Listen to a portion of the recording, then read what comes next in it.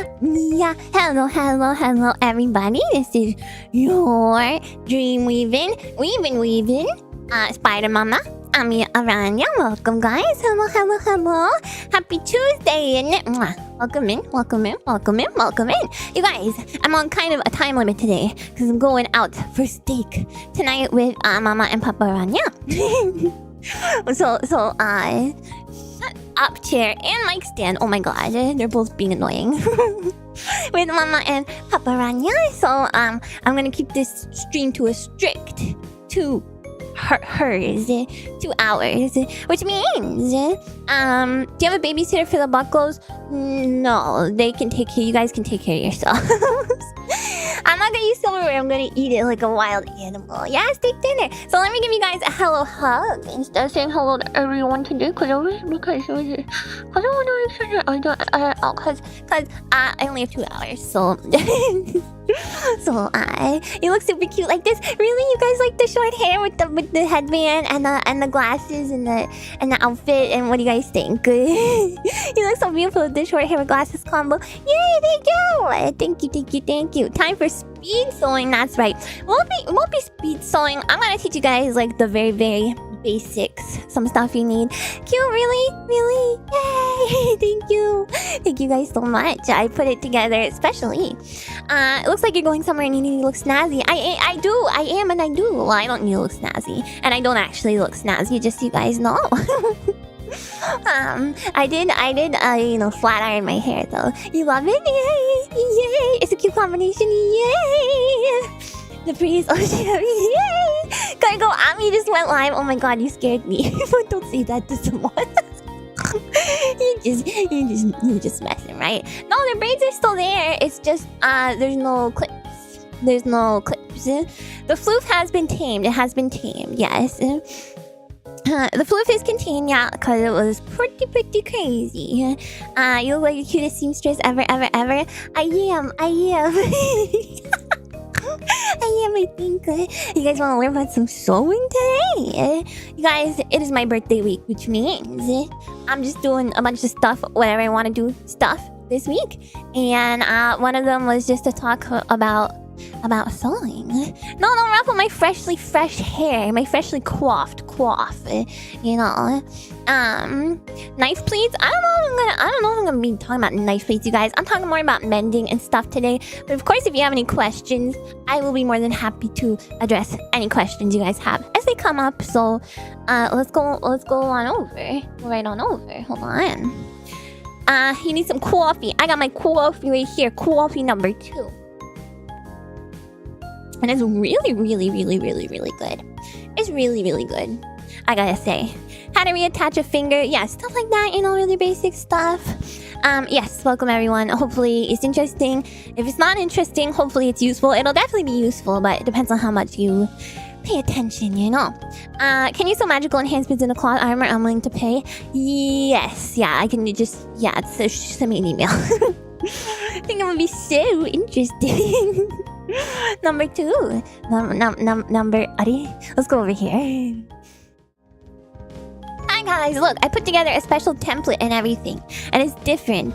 It's different from the normal one I make, and it's custom. I made it myself. I put this all together myself. It's beautiful. Oh shoot, why does this keep happening? OBS keeps reverting to like previous settings. I don't know why, and I don't know how to deal with it. It was doubled. Sorry about that. Yeah. Being OBS's kneecaps, well, that might be a little bit excessive, I think. Maybe, perhaps. First of all, do you guys know anything about sewing? Is this interesting at all to anybody? Because sewing is or was, I guess, one of my biggest hobbies. I haven't really had time for it lately. And, I used to, my grandmother is the one who taught me sewing, and she used to sew a ton. And, it's not Lawyer Lamy, no. VTube Studio new caps, I will bust those. Your grandmother taught you something when you was a kid, you don't remember much though. Yeah, my grandmother taught me pretty much everything as well. And then, I self-taught some stuff, been a long time, but I do know how to. Oh, nice! Keep losing buttons and your buckle belly keeps hanging out. I can help you with buttons. So that might be a threat as our members icons. Yeah, part of it. I mean, I am a spider, so you know I do weave webs, so it's kind of in with that. And I'm a dream weaver as well, of course. But I do love sewing. It is an actual, you know, part of my like real lore. so yeah, I don't know how to sew myself, but consider it an extremely practical skill. I've seen a lot of mended work. Jeans, yes, you can mend jeans.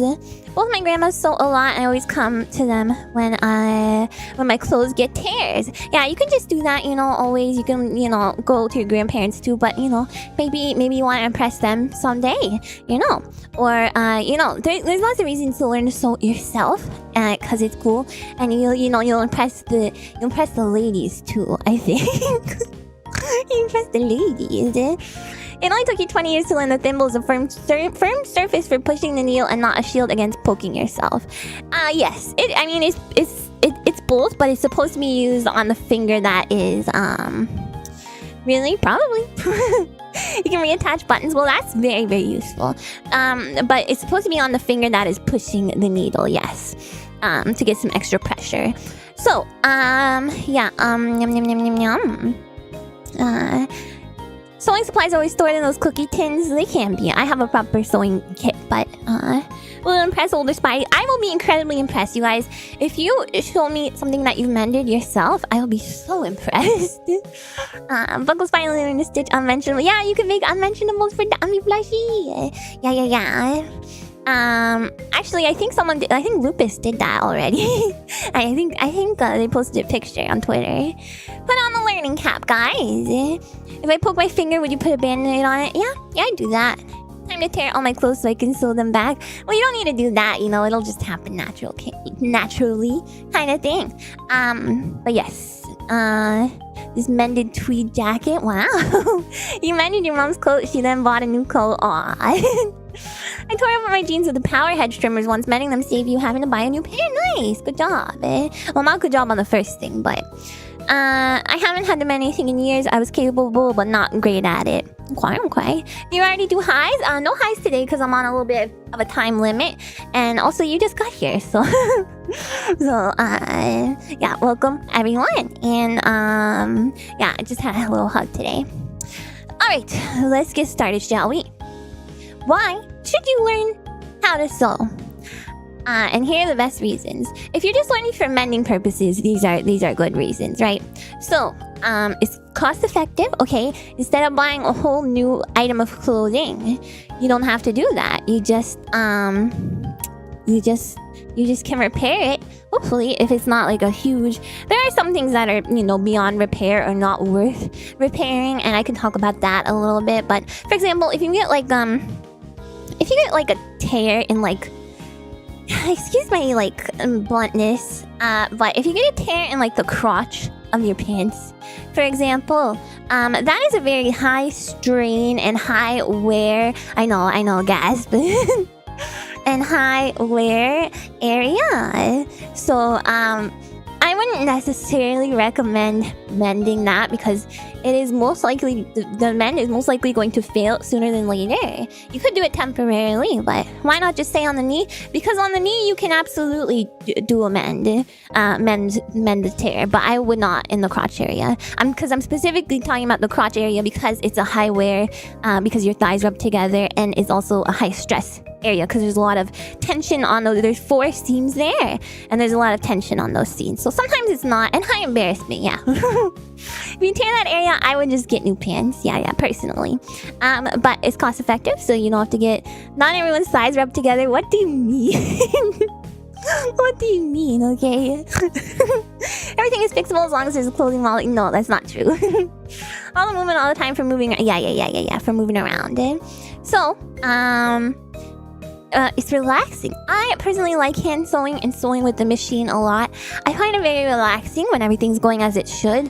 If you're using a sewing machine, you can run into like technical issues, which I can talk a little bit about what some of the common ones are, if you guys want. And then customization. You can customize your clothes in a fun way. like you can like put patches on, you know, cool patches, or you can like darn things in a way that look really, really pretty and unique, and you gotta have a one-of-a-kind piece. And also it's good for the environment. Nowadays there's a lot of clothing you know, websites and places that I will explain what darning is in a little bit. Some people walk they're like stretched out all the way. I feel like, yeah, your thighs always touch, right? You can bedazzle, yeah, bedazzle everything. Yeah, you can put elbow pads on your you know, your blazer, you know. But yes, there's a lot of clothing stores nowadays, online and in person, really, that the clothes are not, you know, built to last. They're more built to, you know, throw away, wear a couple times and then throw away kind of thing. And I'm not an expert on this or anything, but I think it's called fast fashion. So it's like you get a piece that like looks kind of cool and it's pretty cheap, but it's not meant to last. So if you learn sewing, you can ideally you can buy a little bit more high quality stuff and have it for a little bit longer, so that you can your clothes don't end up in a landfill because you like, you know, you because a button fell off, right? so it's very helpful for that sort of thing. Yes. All right. Yeah, well, disintegrate after washing once, exactly. Planned obsolescence. There are some clothes like that, especially women's clothes, you guys. Maybe men's clothes too, but especially women's clothes. If you get anything from like, I don't know, like Forever 21 or someplace like that, those clothing items are not they're not gonna last you. They're really not. You're not gonna have those more than a year. I can pretty much guarantee it. So of course there are exceptions, but for the most part, Forever 31, right? For the most part, not really. You keep breaking your clothes so mom always patches them up. Oh, that's so sweet of your mama. So darn your socks isn't just a family-friendly curse. You can darn your socks. You can darn all kinds of stuff. Everything should be like Crocs and last forever. My Crocs didn't last forever because my Crocs had a freaking lining, fuzzy lining sewed into them, and then they got all grody. And they're like glued in, so I can't take them out. And I can't wash it because it's glued in there. Anyway. So that's why it's named that, yeah. Would I darn a buckle? If you guys needed it, yeah, sure. I'll explain darning in a little bit. Yeah, Shein and sites like that. Yeah. Yeah, they're lined not with fur, but just like fuzzy fabric, you know? Cause I use them for slippers. Well, I did. Okay, so hand sewing versus sewing machines. So you might be wondering, what's the difference? If sewing machines exist, why would I ever sew by hand? There's a couple reasons. The initial cost for a sewing machine is, of course, higher. You can probably get a basic sewing machine for, I would say, starting at $80. You can get a very, very basic, pretty cheap one, like a Brother or something, but it's not necessarily going to fulfill all your needs. And but for basic mending, it could probably be fine. And then, of course, expensive ones are upwards of thousands of dollars. I've never spent quite that much on a machine myself. I actually inherited from a great aunt. I inherited a very nice Genome brand sewing machine for from the, I think it's from the 70s. And that one works really well for me. Sewing machines show up at second-hand places all of the time, but you know, they could be broken and there could be timing issues. You might need to get repair or maintenance done on them, so keep that in mind as well. Obviously, hand sewing is a lot cheaper to start off with. Time. Genome. Janome. Good sewing machines do hold up for a very, very, very long time. Like I said, mine's from like the 70s, so they got some crazy precise and technical sewing machines these days. Yeah, real crazy. Yeah, and you can check like Craigslist and stuff like that. Facebook Marketplace will usually have some for fairly cheap, you know, maybe $20 to $80 kind of thing. So time. Obviously, hand sewing is a lot more time consuming. So no, you don't have to pedal it. It's electric. It's not that old. Hand sewing is a lot more time consuming because you're doing everything by hand. It's quite slow. And a sewing machine, you can go zip and you're done, basically. So, for example, a seam repair on an item of clothing, hand sewing, it might take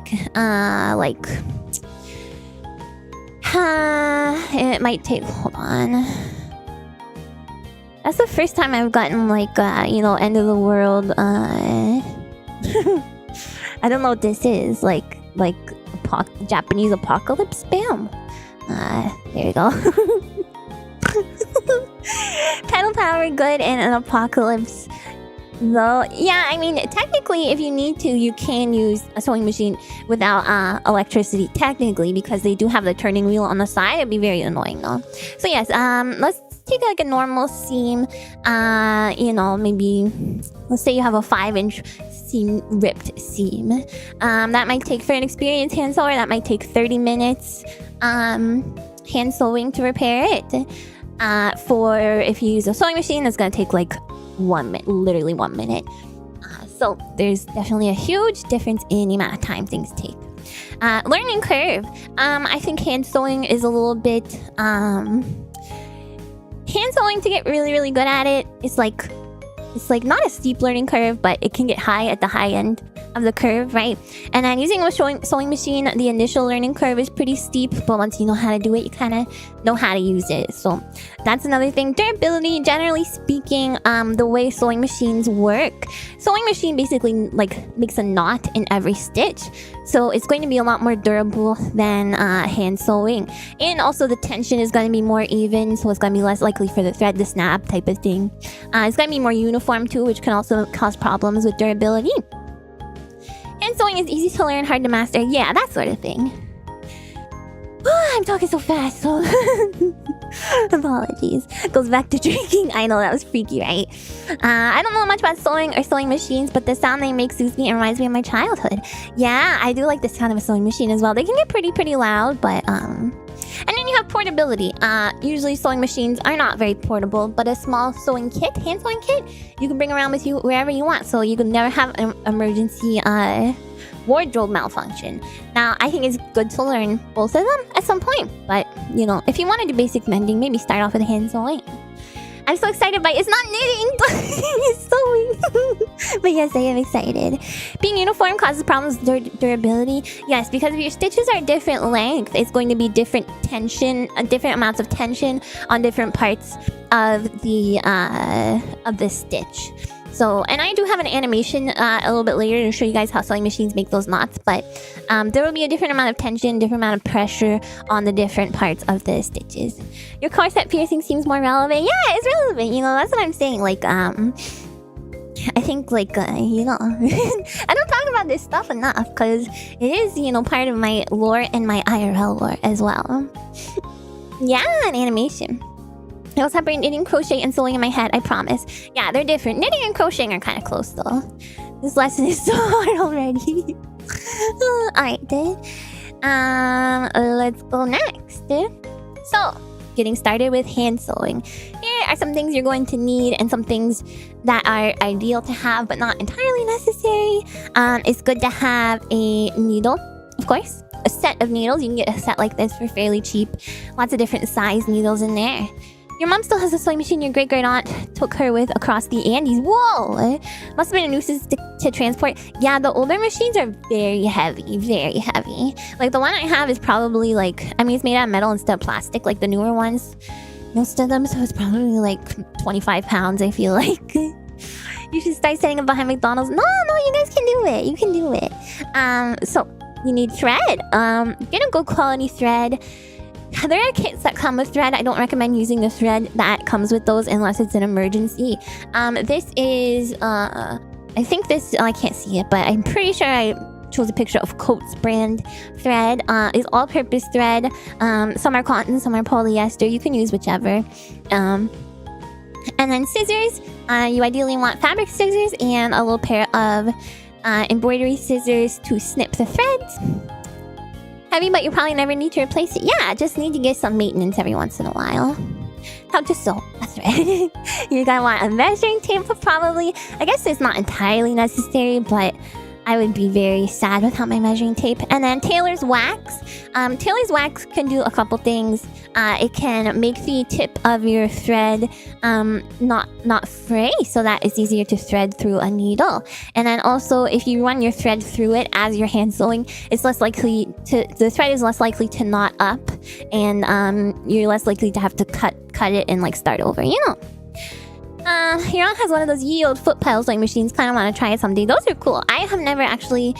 Well, maybe I had like a home ec class in junior high, and I think I might have used one of them there. But do you know any place where you can get extra big sewing scissors for big man hands? That's one thing you always notice.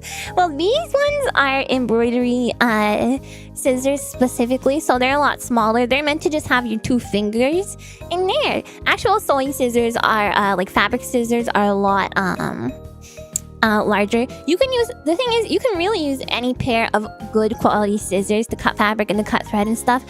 You just have to make sure that you're only using that to cut fabric, because if you switch between fabric and then you go to paper, you're going to dull your scissors and you're going to have to, I guess, find a way to sharpen them or buy a new pair. So it's not good. And then a needle threader. This again is optional. It's a little tool that will help you thread your needle. I don't use them, but you know, it could be helpful starting out.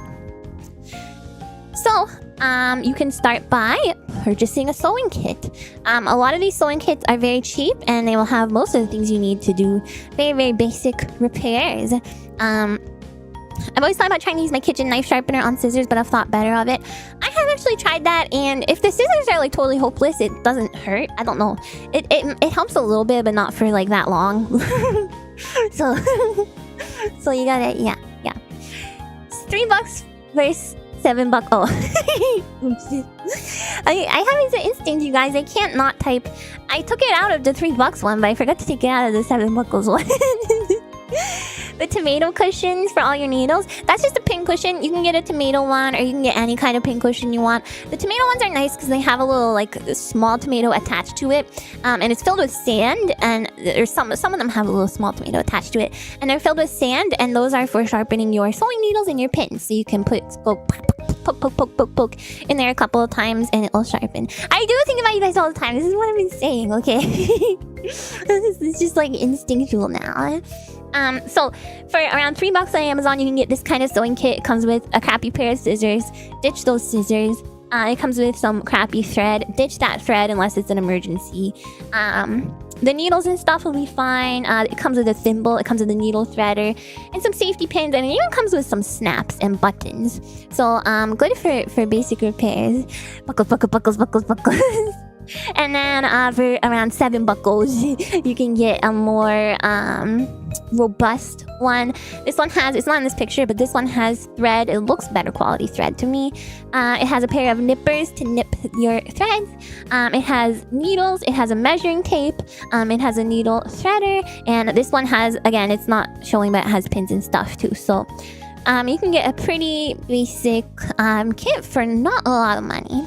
Dream merch idea? I would love to have a sewing kit merch. Oh my god. Or at least like a, I don't know, something sewing related. That would be so cool. Oh my god. I never thought, I only just thought about that for the first time when you said it. It's the one on this side, I would guess, is more than twice as good. I mean, this kind is for to just carry it around with you, you know, like if you're out and about. It says backpack, ideal companion for campers, backpackers, and travelers. This one is for like kind of emergency mending stuff. So yeah, they will both be useful, and they will both be fine to get started, especially if you just want to practice some stitches. Some Ami branded fabric, that would be, oh, you know, oh my god, you know what, there is a site where you can get your own fabric printed. It's called Spoonflower. Wouldn't it be cool if I made like a repeatable pattern and you guys could get fabric? I don't know if anyone would use that. A buckle pin cushion.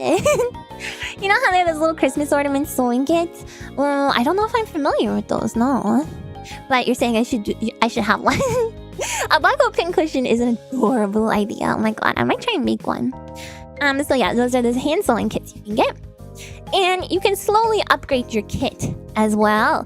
And here are some things you can upgrade it with. Get a better pair of scissors. Again, these are embroidery scissors. These are fabric scissors. So as you can see, the size is a little bit larger. So hopefully you wouldn't have troubles, you know, getting your hand in there if you got a big hand. You know, cheap and useful, yeah. But if you do, you can, like I said, you can use any good pair of scissors. Just make sure you keep it dedicated to fabric.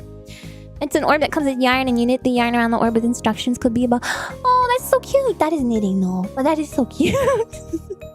It's different, but that is an amazing idea. Oh my god, I'm thinking of including a little craft instruction in the advent calendar this year. So Guitar picks, they're not guitar picks. No, this is Taylor's chalk.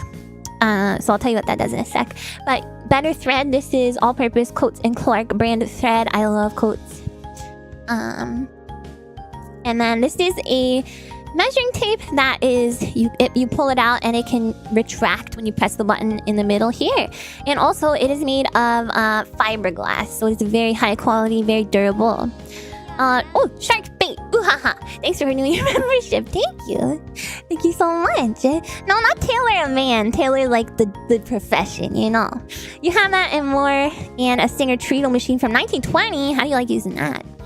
You like to sew a little buckle for your Ami plushie? Yeah, I can definitely teach you. Yeah. I got plans. So these are better quality sewing needles. Different sizes. This is not a pin cushion, but it's a needle. It's a pin holder, and the top is magnetized, so you won't lose your pins. This is called Fray Check. There are different brands of this, but basically what it does is, if you cut fabric, there's going to be a raw edge, and that raw edge is going to be prone to fraying. So you can use Fray Check to prevent that raw edge from fraying. And then also, these are a different kind of scissors. These are called pinking shears. And what pinking shears do is they have a kind of a zigzag pattern when you cut. So you can basically it cuts the fabric in a zigzag pattern, and this also prevents it from fraying because it stops in the little divots of each zigzag. It will stop the fraying. So you can get these scissors, or you can get Fray Check. I just find it's helpful, you know, if you have to cut fabric. And then the Taylor's chalk is for marking seams. If you need to take something in, you can use Taylor's chalk to mark where you need to take in, and it just wipes right off. And how you get it off is you have to rub the fabric against itself, and it will come right off. And there's alternatives to this to take in, like make something smaller if something's too big for you. They use something similar for hair too. Pinking? I don't think they use anything like that on hair. You can't eat the chalk, no. What do you do if there is fraying? Just hem it. Yeah, so you can hem things if you want to keep it from fraying, but I'm talking more about like inside of seams and stuff, where it's like you're not really going to be hemming it. You're just going to be sewing up a seam. And if it usually commercial clothing, if you look on your own clothing, look at the hem of your shirt, for example. You can see how it's overlocked. So it's a very special type of stitch that is made with something called an overlocking machine or a serger that locks the edges, and that keeps it from fraying. But if you're doing a repair yourself, you're not gonna have that. I mean, you can get one. But if you're doing a repair yourself, you're most likely not going to have an overlock machine. You will have to. You don't have to, but it's better to cut the fabric in a way that will prevent it from fraying, or do something like Fray Check. Yeah, because then it's going to be more durable. Because if it frays down to the seam can fail. You know. Okay. I hope you guys are following. Okay. You can hem it. You can haul it. You can tasty glue. It's not tasty. It's probably toxic. Do not eat it. If only you own this shirt. Yes, you do. Yes, you do. Okay. Threading the needle. So this is about how to thread a hand sewing needle. So, you missed the guitar pick thing. It's just to mark seams, to mark places you want to sew. And you can sew right over it, and then you can just rub it off with some of the same fabric. No glue eating. I don't know how it... Well, I might have accidentally got it on my finger and then like bit my finger or something, you know. So I might know how it tastes based on that. It's probably bitter. Bitter. You're following? Yay! These are not kanji. This is just how to thread a needle, and then the ideal knot to use, you know. So you can single thread your needle, so you can just put it through, and then you can have the tail kind of hanging off and then knot it at the end. This one I actually don't like to use as much personally. You can use it for like repairs that need like kind of a delicate touch.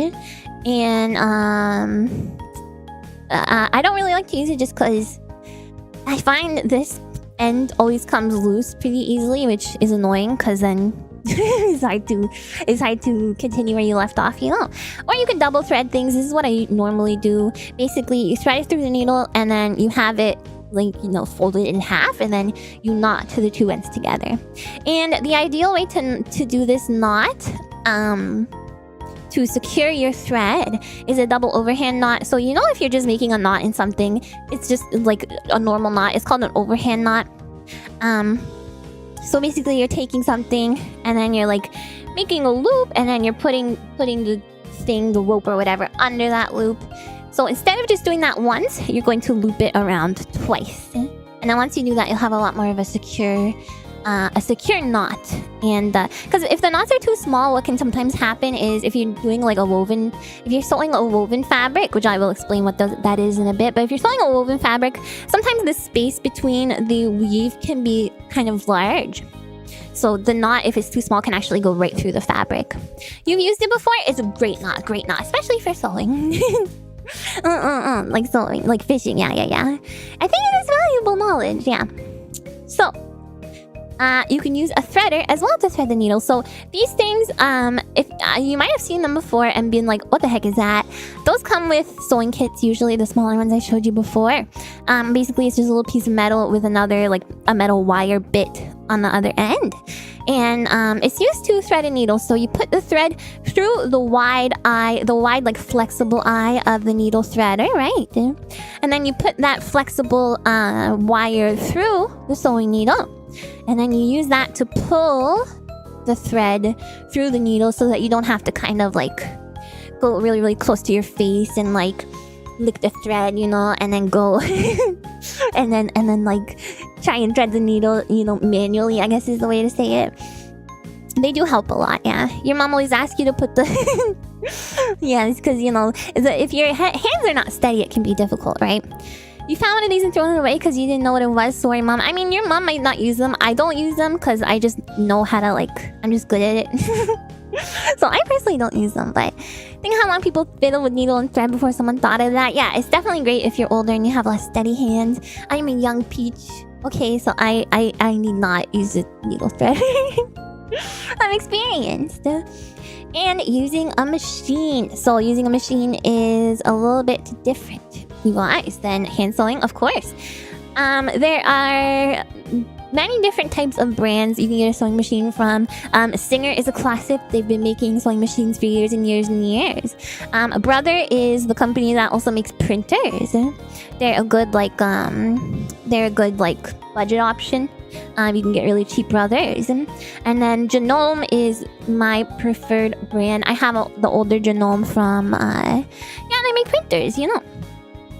Don't put your hand under. Actually, you can't really, especially once the presser foot is down. Hey, you want to thread phrase when you've been trying to thread it for the past 10 minutes? That's why you gotta use the tailor's wax, which is this thing. Run the end of your thread through the tailor's wax, and then it will not fray at all when you're trying to thread it. Brother is just the brand, okay? It won't let you print if you run out of one of the color that isn't black. I mean, that's just printers in general. Cheap Brother, I'm efficient again. It's fat cousin. I think it was cousin. Okay. So, yeah, Genome is my preferred brand. So I have the one from the 70s that I really love. I also have a newer Genome. It's very pretty. It has, it was brother, his fat brother, my fat brother. My brother's not fat. It's not very nice to say. You can use spit too. It is cheaper than wax, but wax is a little bit more effective.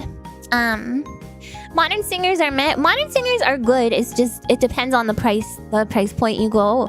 Obviously, modern sewing machines in general are just not as, you know, nice as older ones because they're made in plastic, parts are cheaper and stuff, but you can still get good ones. You just have to pay more. So Genome, I have that one from the 70s, and I have a newer one with cherry blossoms on it. It's adorable. I did get it for that reason, yes. And I got it so I could, like, you know, take it places if I need be. Like, I've done like alterations for people before where I've, like, you know, gone to their house to like fit them, you know. So made to last. Had a spare tire and say you haven't changed fatty. The older the brother, like with other the older the better, like with other appliances. Yes, exactly. And then this is needles you need for a sewing machine. Of course, these are gonna be different than the type of needle you would use for hand sewing. It also cooks an egg and brews coffee. That would not be good, I think. You don't want any kind of like drinks around your fabric. Older machine love. The older the better. Yeah, I mean, as long as it still works. The Game Boy one was a Singer. Yes, the Game Boy sewing machine was a Singer. So these are Universal needles, and universal doesn't refer to like whether or not they will fit in your machine. Universal refers to their usage in terms of what kind of fabric you're using. So you can get like a heavier duty needle if you want to sew denim or something. Universal just means it's good for most purposes. And these ones, they don't have an eye. The eye is instead at the pointy end of the needle, and there's a thicker part at the other end that where you use to like secure it inside the machine. It refers that they are related to universal stuff. I don't know about that. I don't know. Do companies now do the thing where you have to buy brother branded needles and stuff? No, nothing like that. You can use any needles, you can use any bobbins for the most part, and you can use any thread. I've used them all interchangeably. So you can use your spider legs for hand sewing. Are there any machines compatible with spider legs? All of them are, to be honest, because basically how it works is it's driven by a pedal. So you just need to put the pedal somewhere that, you know, your spider legs can reach. Universal doesn't work with Alpha Centauri sewing automatons. No, you don't need a monthly subscription. Yeah, sewing machines are not like that. Sewing machines are epic. Have you used your own thread? I'll never tell. And then thread, again, you can, there is all-purpose thread for that's pretty much good for anything. You can get different types of thread. You can get thicker, heavier duty thread for certain projects, but you have to be careful with the tension on your sewing machine. If you use a different weight of thread than normal, the tension can go wonky on your sewing machine. So you can put cute stickers on sewing machines. Absolutely, I have some on mine. The only reason they haven't done that is that sewing has become so obscure it's not profitable to tie your needles to specific brands. No, it's not at all. I don't think it's that it's obscure, but I don't know. I mean, it's a bunch of old people and they will complain if something like that happens, so... and then this is a bobbin. A bobbin... This is a bobbin. You have to put thread... Basically, a sewing machine, you have to put thread in two places. You have to put bobbin thread and you have to put the top thread. So... How does the tension work? Basically, it's just a dial that you can adjust, and it changes like how strong some like springs and wires are inside. And it will change how tight the thread gets sewn. Hell hath no wrath like angry people. That's what I'm saying. Yeah, they will still not be. They will never get over it. Premium needle ecosystem by Nespresso. No, the sewing machines are excellent for that. You've seen those? Yeah. There are metal ones of these too. I don't know why, but I kind of prefer the plastic ones.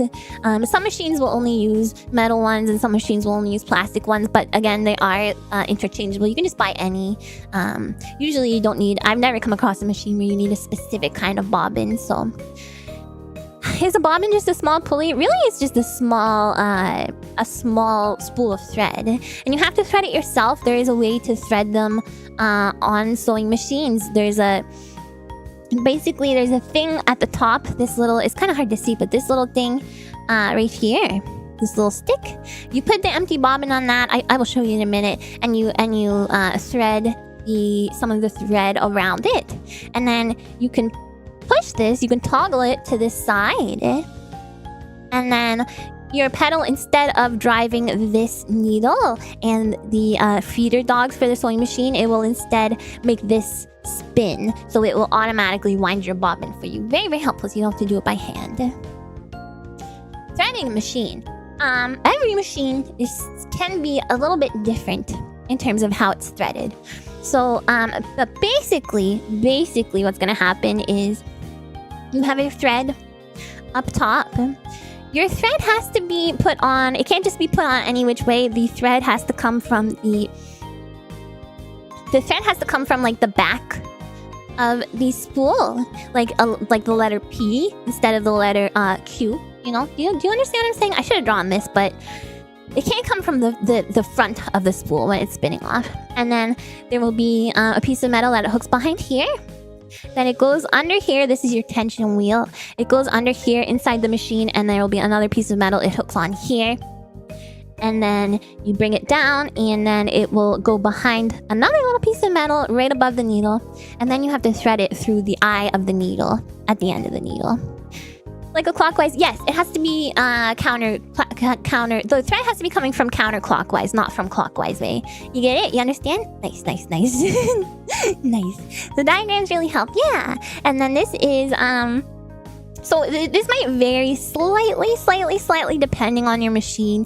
Your machine will have a manual that tells you how to thread the machine. So don't worry. It will have very detailed instructions, but if you have experience with a couple of them, yeah, like toilet paper roll direction. If you have experience with a couple of machines, you should, eventually you'll be able to figure out how to do it basically by instinct. Or you should be able to look at it and be like, oh, that equates to this part, etc., etc. And you should be able to do it for every machine. And then this is the bobbin threading thing. So basically, you put the bobbin on this little metal boop, right here, and then you push it to this direction, to the right, and your thread has to go through this little hole at the top, and then once that does, you can just press down on the presser foot, and this will start to spin, and it will wind the thread around the bobbin for you, and it will automatically stop once the bobbin is full. That's what this portion is for, to keep it from getting too full. So once the thread reaches this point, it's going to automatically stop. And very, very helpful. And then actually putting the bobbin in the machine, there are two ways to do it. You can get something called a top-loading machine, or there's a front-loading machine. All of my machines are front-loading machines, but I've used a top-loading bobbin machine. It is a little bit easier to use than a front-loading bobbin machine. I found that it is more prone to the bobbin getting kind of tangled up inside. With the top-loading bobbin, but this one is harder to do but this one is harder to do correctly, so you can get tangled, if you do it that way. You never seen a top loader? I think a lot of newer machines will have the top loader. So yeah, I find they're easier to use, but a little bit more prone to tangling. And then this one can be prone to tangling too, if you do it wrong, basically. So threading the machine continued. Here is, by the way, this animation I was mentioning to you guys earlier, how a sewing machine works. So basically, your needle goes down. The thread from your needle catches on to the edge of the bobbin, and it weaves it into the bobbin thread. So ideally, your thread is going to meet at the middle, kind of right between your two pieces of fabric. If it doesn't, it could be that your machine tension is wrong. If you find that it's looping on one side or the other, your tension could be too high or too low. Or you could have, yeah, you've always wondered, right? It's pretty cool. You're understanding? Yeah. Sounds like an NES. It's quite hypnotic. So, or it could be that your machine is threaded wrong if you're getting loopy loops. So that's just how it works. This is how you use a front-loading bobbin. So basically, you take the bobbin. This person does it differently than I do, but it doesn't really matter. I put it in a P shape and then pull the thread through the top. This person has it in I guess like a upside down to that. But anyway, all you have to do is you have to place it in here. Then you pull the thread through this little tiny slit and underneath it, so it kind of hangs out here. And then you have to pull a length a little bit out. And then you put it in the machine. You just have the thread on the right side of the bobbin. And then it will just snap into place. And then what you have to do is you have to use the wheel on your machine, not the pedal. Use the wheel, slowly turn it towards yourself. Never turn... The wheel, by the way, is on the side of the machine. This thing. That is the hand wheel. Right? So if you need to finish off a last couple of stitches and you're afraid that the pedal's gonna give you too much pressure, you can use the wheel. If you're afraid the pedal's gonna kind of go too ham and go too far, you can use the wheel for that. And you have to use it to load your bobbin as well. Thread your bobbin. Never turn your wheel away from you. You always turn the wheel towards you. If you turn it away from you, it's not supposed to... It does go that way, but it's not supposed to go that way. It's going to mess up the timing of your machine, and you'll have to go to someone, and they will have to correct the timing for you. Okay? Never turn it away from yourself. Or you will die. It's amazing, like, who came with this mechanism. I don't know. I don't know how someone thought of this. Is that the noise the wheel makes? The wheel doesn't make any noise. I'm starting to think I shouldn't have fiddled with all those knobs and dials on my grandma's sewing machine all the time. Yes, definitely don't. You don't want to die, yeah, so don't turn it the other way. Skeleton stuck in wheel. Or if you want to play a prank on someone's grandma and blame it on a random child, don't do that. Don't do that. That's not nice. Then you have to find a sewing machine repair person, yes, and those are few and far between. I turned the wheel the wrong way once. I never got my legs back. I mean, it's not a big deal. It's not a big deal if you do it once. Just, like, don't get into a habit of it. How do I know if towards you is correct? What if I'm sitting at an odd angle? You should be facing the front of the machine. The hand wheel is for adjusting the thread for finer adjustments. It's for, basically all I use the hand wheel for is to do just like 1 or 2 stitches if you're trying to finish off a seam. Don't turn my wheel the wrong way. If you're trying to finish off the seam, or if you are threading the thread with the bobbin. So anyway, once the thread is here on this side of this little tab, you turn the wheel towards yourself while you're holding the thread from the needle. Hold it taut away from the needle. Turn the wheel towards yourself and the needle will go down and it will catch on the bobbin thread. Then keep turning it towards yourself. The needle will come back up and it will have that bobbin thread caught on it. You need to pull the bobbin thread so that it's not looped. You need to pull it so that both loose ends of the thread are up on top of the this area of the sewing machine. So the end needs to be loose. It needs to not be wrapped around the needle thread still. What if you're in front of the machine but sewing backwards? That's not... You can't. What if you're above the machine? You can't. I turn the wheel away from you on the sewing machine. You won't die, but you guys, it's not good for your machine. The treadle machine you have makes noise. Yes, that would definitely make noise. What's going towards or away from you? The top of the wheel or the bottom? You're turning it towards yourself. What if you have really bad posture and lurch over the sewing machine from the other side? You guys, quit trying to think of niche scenarios that you'll never experience. What if you're upside down? Stop. And then once you do that, you can replace the bobbin cover and you can start to sew. The man who invented the sewing machine got told off by his wife and daughter because sewing was essential work for the poor, so he put his machine away for 20 plus years. Oh no. I mean, someone still has to operate it.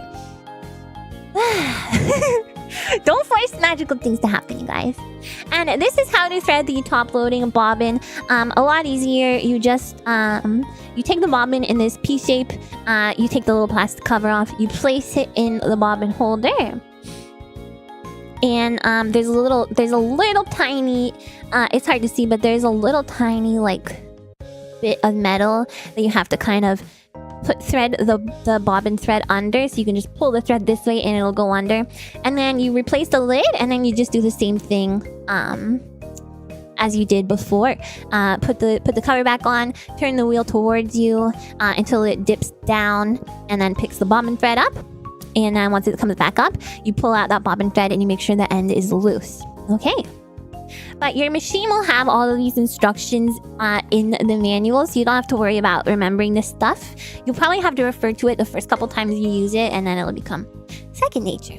Alright, fabric. These are 2 different main types of fabric that you will be dealing with. This one here on the left is a woven fabric. That will be stuff like cotton and denim. And then this is a knit fabric. That will be things like t-shirts, sweaters, things like that, so you can see the different way that they are constructed.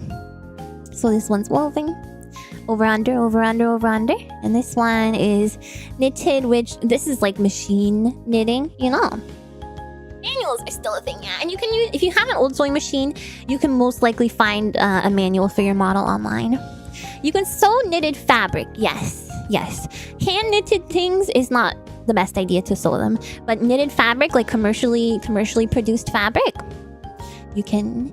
Yeah, this one is how I make dreams. Yes. The difference is this will be a lot stiffer, and then this is usually, you know, has a little bit of stretch, a little bit of give to it.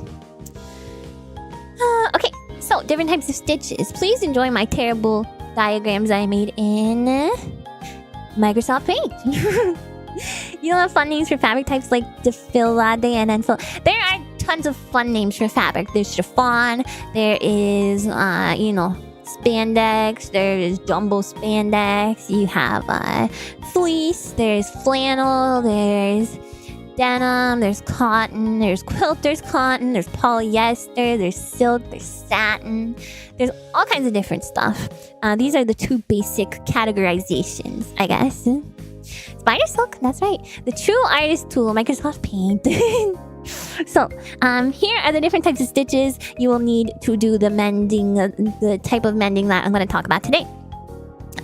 Your basic stitch, by the way, the one where you go over and under through the fabric, that is called a running stitch. That should not be used for mending. That can be used to temporarily hold fabric in place while you're working on something else, instead in place of pinning it, and then you can cut it out when you're done. It should not be used to mend clothing. It's too the tension is too inconsistent and is not durable enough. Nothing but wool or Ami silk for this buckle. Ami silk. It has to be Ami silk. Well, it was itchy. No. Mr. Front, thank you for the 34 months. What kind is the one for snitches? Is the kind that you get in a hospital. You know, not related. Will make you itchy. It's Clippy Spider silk. I will not have you guys wearing anything else. I will make all your clothes myself if I have to. Okay, so what should I talk about first? The half back stitch is a good stitch to use for putting seams together. Basically, how it works is you do one stitch, kind of a longer stitch on the bottom, and then when your thread comes out of the top, you go halfway back through that stitch near the first hole. But not through the same hole as the first hole, just like right next to it. And then you go forward, do another large stitch, and then come out, and then go back halfway. Again. Only Ami silk. Thank you. Can your production keep up with our demand for Ami silk clothing? Yes, it has to. One stitch, two stitch, blue stitch, red stitch, blue stitch. Yeah, exactly. So that's a half back stitch. There's a whip stitch, which is basically two pieces of fabric together. You kind of diagonally go over, and then you put the needle through here, and then you go under, and then you come up again diagonally under, diagonally over, etc., etc. A blanket stitch is similar to a whip stitch, except instead of just going over and under, when you're putting the needle down back through, you're going to take the thread from the first knot and you're going to place it behind the needle, and it's going to kind of lock the edge like this. And then a ladder stitch is it's called a ladder stitch because it looks like a ladder on the top, but basically you thread the needle through. Are the 5 and 6 mixed up on the ladder stitch diagram? No, 1, 2, 3, 4. Oh yeah, they are. They are. That should be a 5 and this should be a 6. So you go up through the bottom of the fabric, across to the other side of the fabric, and down. And then you go under, up to the next stitch. And then you go over. And again, you go down under. And these stitches should be straight, by the way. And then you go under and up at 5. And then you go over and in at 6. And then under and up at 7. And then over and down at 8, etc., etc. And then an invisible stitch. This is used for hemming. You ruin your ladder stitch because of the diagram. There's no possible way that you could have followed this diagram with those numbers and messed something up. The invisible stitch is good for hemming things. It's kind of similar to a blanket stitch, but instead of going all the way through the front fabric, you just pick up a little tiny bit, maybe like one or two like threads basically from the front fabric. And you want to use a color of thread that's very similar in color to the fabric that you're sewing, so it's going to be basically invisible once you... Oh, you know something I forgot is an iron. You're going to need an iron to iron your hems and stuff. Surgeons use a variety of stitch patterns. Surgeon stitches are very different. They have to do stitches that, I mean, for the most part, they have to like knot in every stitch, and they're very complicated. You use this one once, but you can never remember how to do it. Basically, you have to go in through the underneath, like the part that's folded up inwards in a hem. You go in through there, and then you go through the this should actually be in this direction, but it doesn't matter. And then you pick up 1 or 2 threads from the front of the fabric, so it's barely showing, and then you come back through, and then you stitch the hem again. Or they just save time and break out the stapler. Stapler, not gonna work. Oh, you mean for doctors? Yeah, some doctors. I think that's a thing. Finally, your Necronomicon will have a proper cover. Yeah, don't use it for cursed, Satan stuff, guys. Okay. So those are the basic types of stitches. Machine stitches. Machine stitches are a little bit different. A running stitch on a sewing machine you can absolutely use to mend. My favorite stitch to do, I like blanket stitches. I don't know. I like the way they look really clean on the edges. You can kind of use it for visible stuff. But the glory of Satan, no. An iron tooth, so I have to use grammar plus golf clubs. No, clothing iron, which you guys probably already have, to be totally fair, but... So... You only learn a couple of those, but yours are more utility sewing than garment making. Oh, like what? So, yes, these are the type of stitches that... a lot of machines will come with a lot more. This is kind of like the basics. So, A is a running stitch. When you're sewing by hand, you should not use a running stitch to, like, sew 2 things that you want to stay together. When you're sewing on a machine, you can absolutely use a running stitch because it knots all of the... It knots every stitch, basically. And there will also be a dial that you can use usually to change the length of these stitches. So if you don't want the stitch to be as long, you can make a shorter stitch.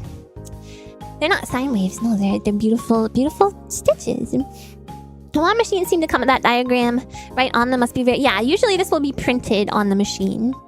Or if you have a more expensive machine, sometimes it'll be an LCD display that you can select, like a computer basically inside the machine that you can select the stitches from.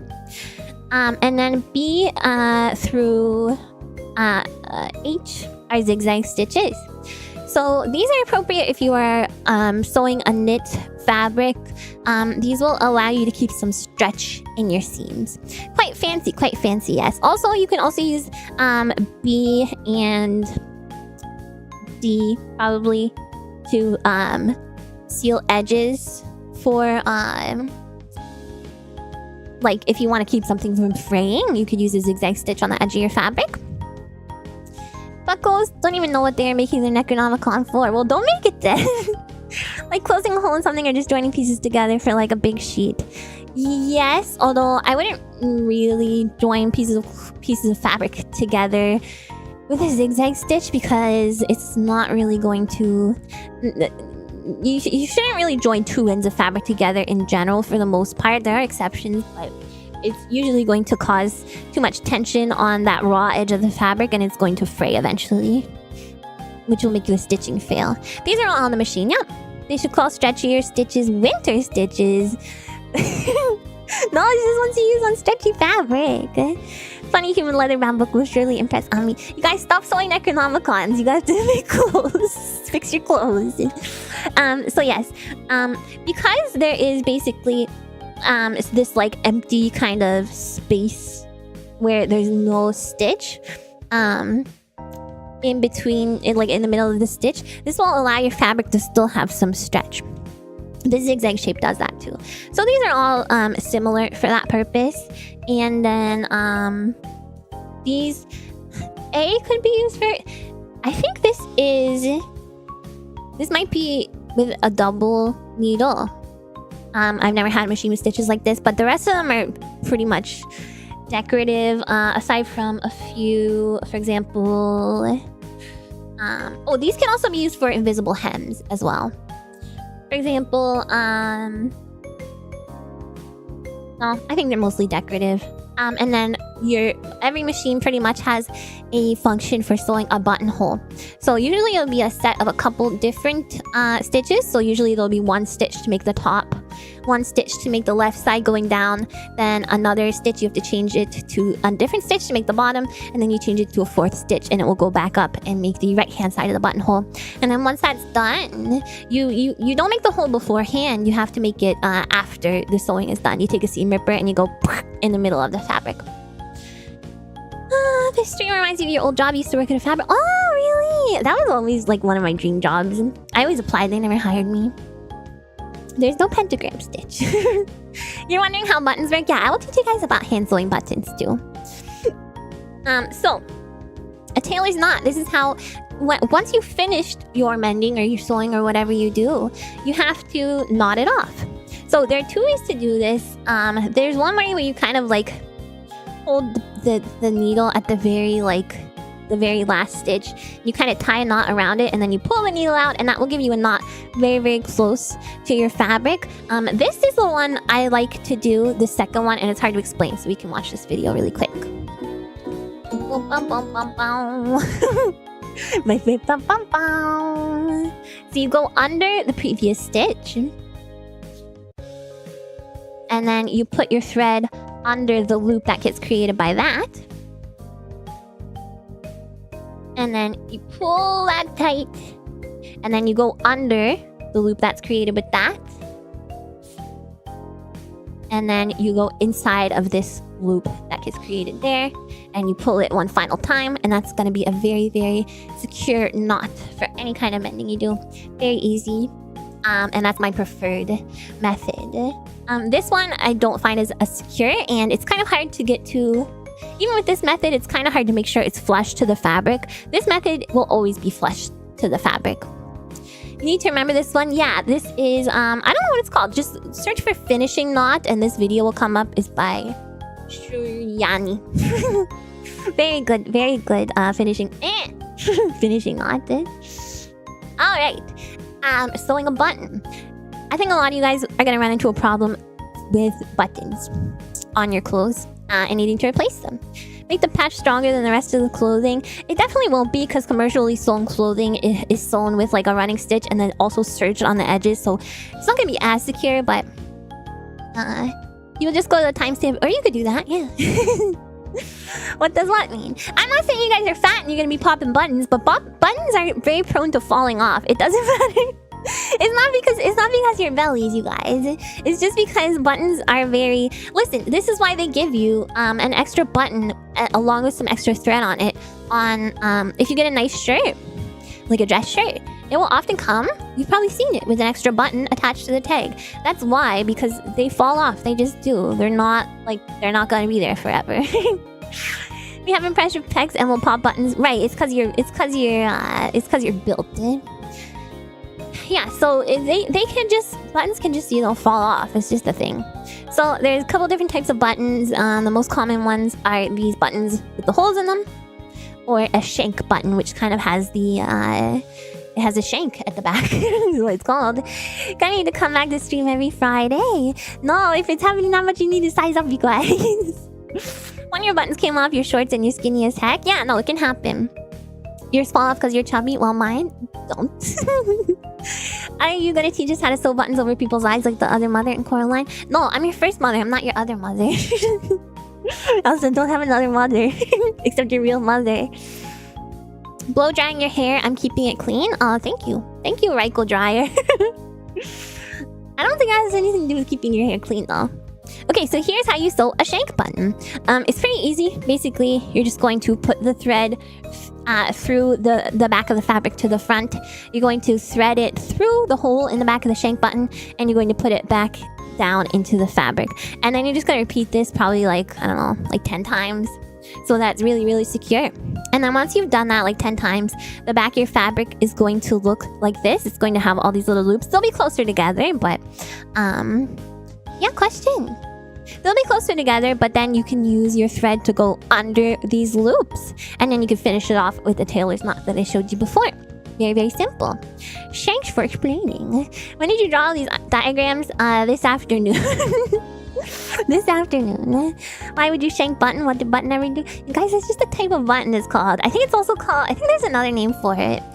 An anchor button, maybe. So, yeah.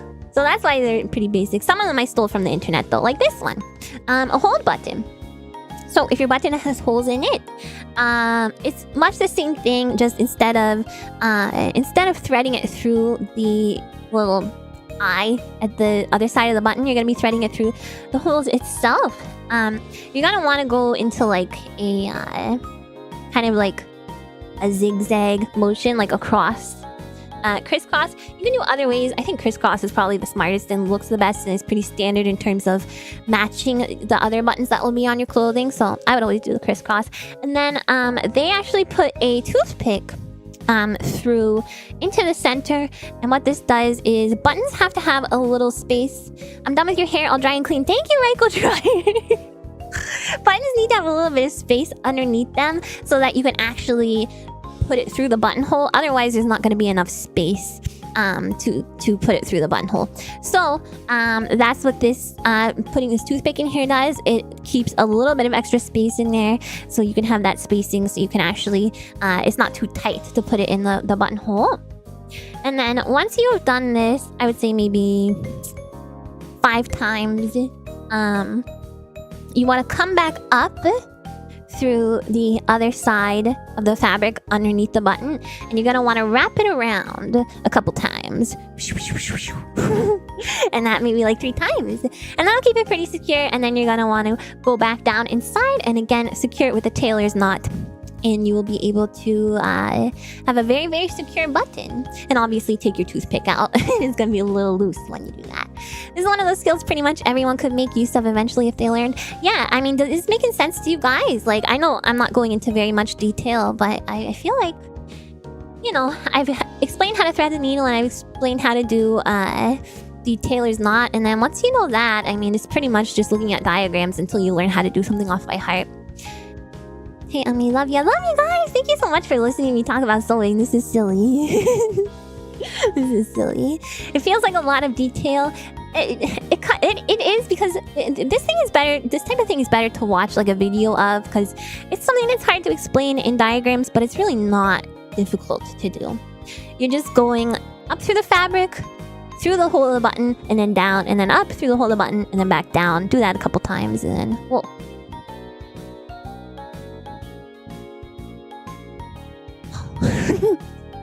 People are saying, oh, I completely pulled out the twisting around part when I had to fix a button. Good to know you weren't just doing crap. No.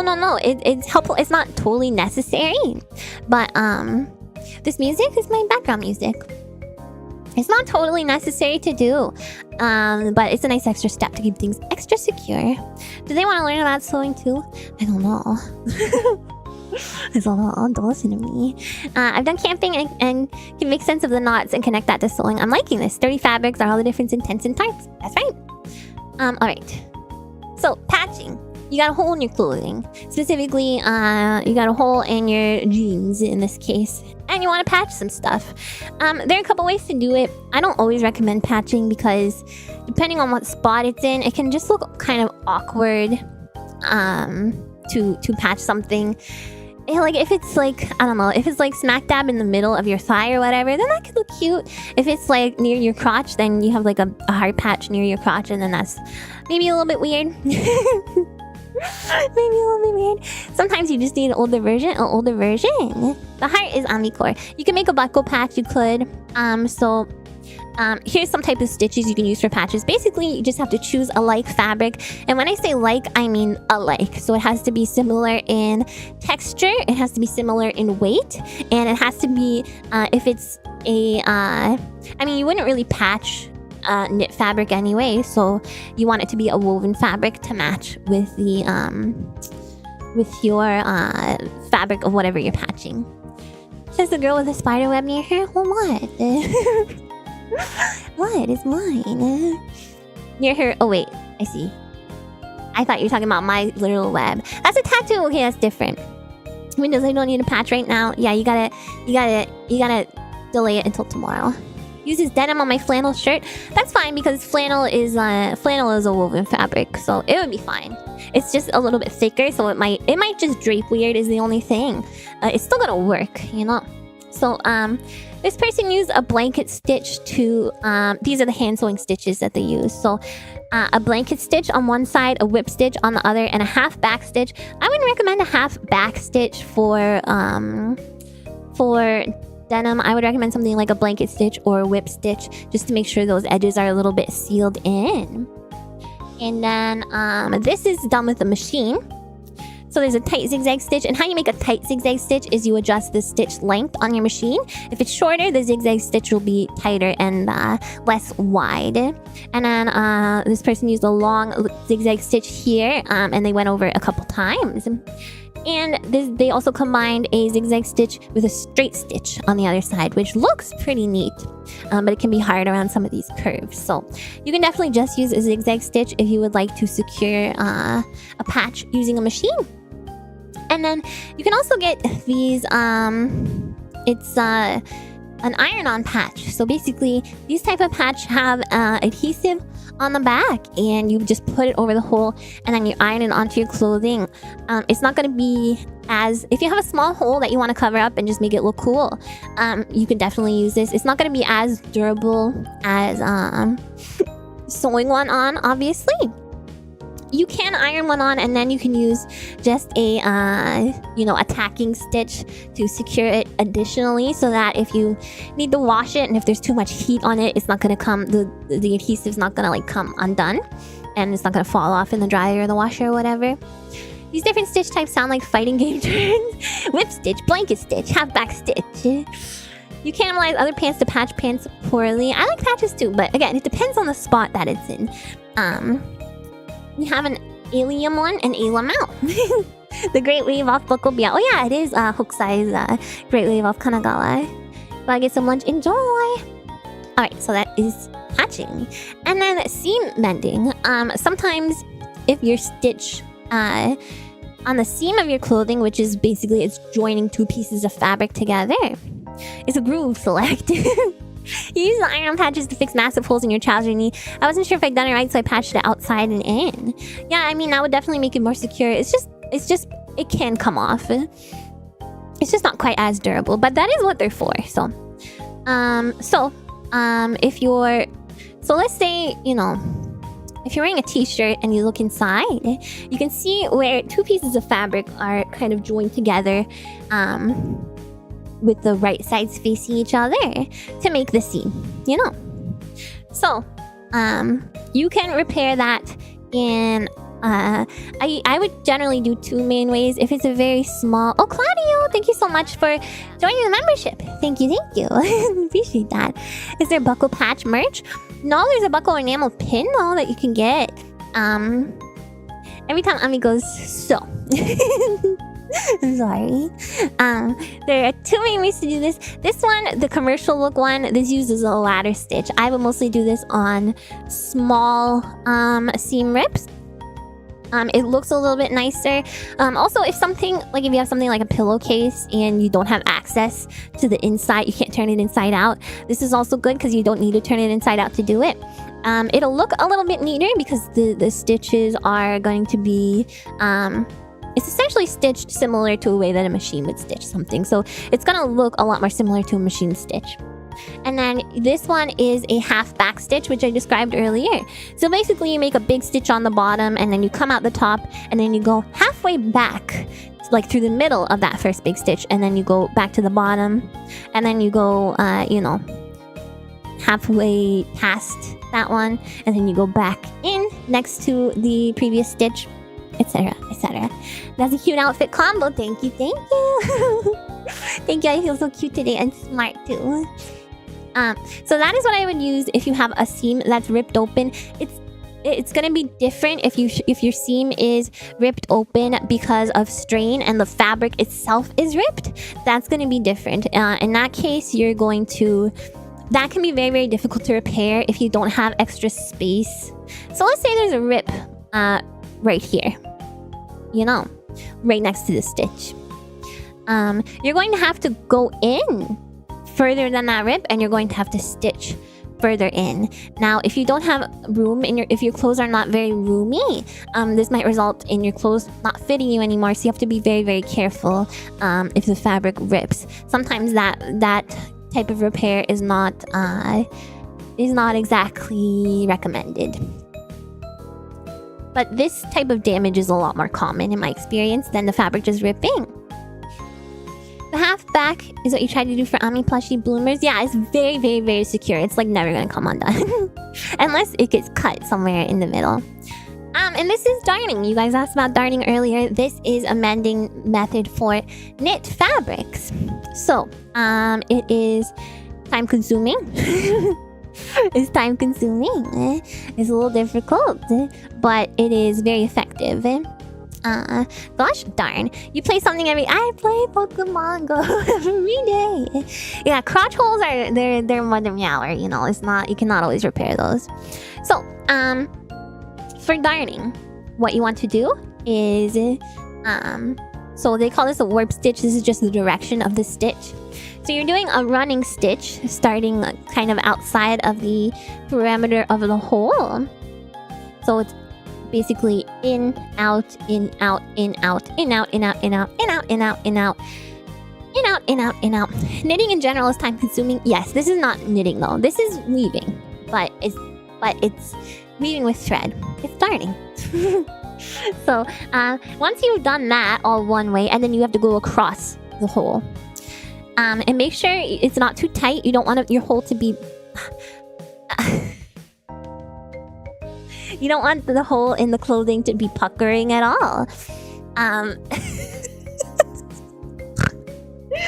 Engage the warp stitch. Isn't it just a sentence where we're... No. You don't want the hole in the fabric to pucker. Is what I was going to... I had to change my... Yeah, thank you. Nice save. Thank you. You want it to be... You don't want there to be too much tension in the thread. You want it to be just... Everything just flat, you know. It's not a potty mouth. I fixed it. Then once that is done, you're going to go do the same thing in the other direction.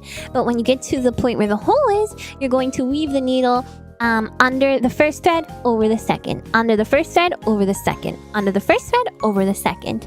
And you're going to continue doing that until the hole is completely covered. And when it's completely covered, this is what it's going to look like. You can see that there is a weave here. This is best for small, you can work for bigger holes. This is best, really good for smaller holes as well. Best for smaller holes.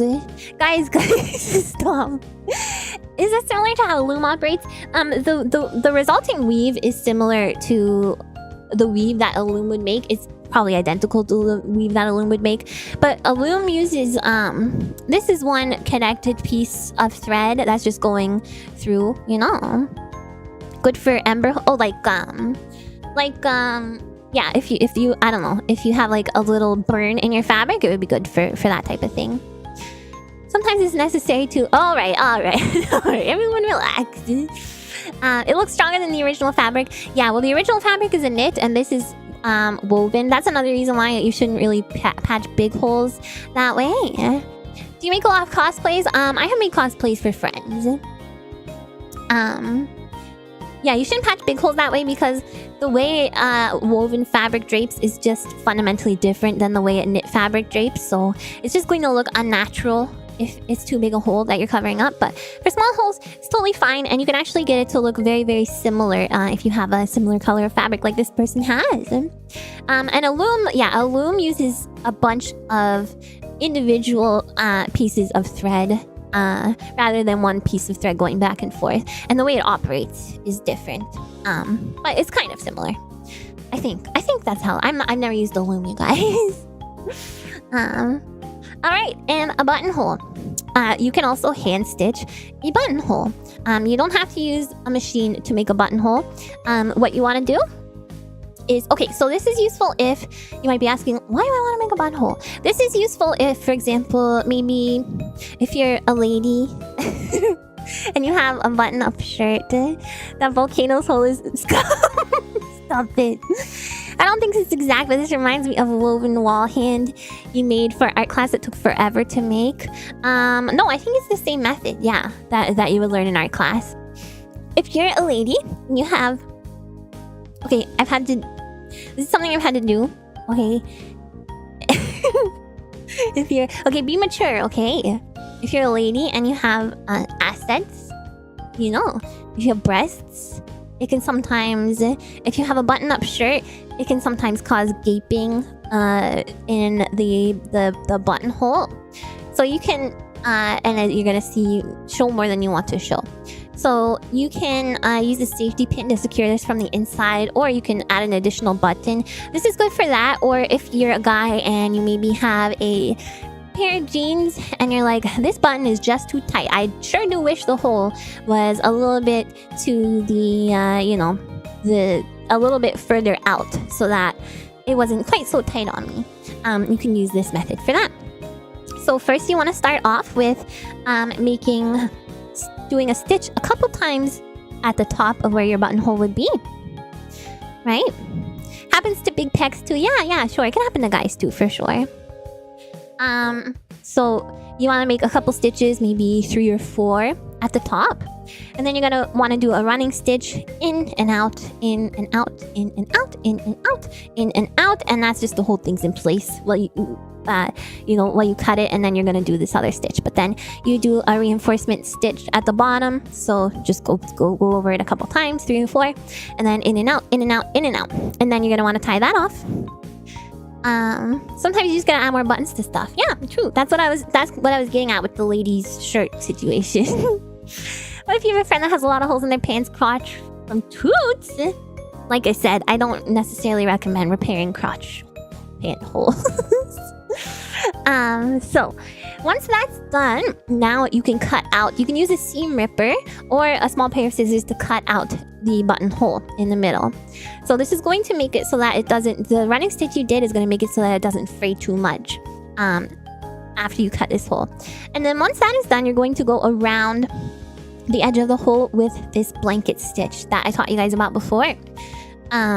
So this will kind of seal in the edges, but instead of the blanket stitch you guys saw on the patch, this one, the stitches are going to be a lot closer together. In fact, they're going to be almost directly like in the next hole of the weave of the fabric. Basically, you're going to have them as close together as you can possibly get.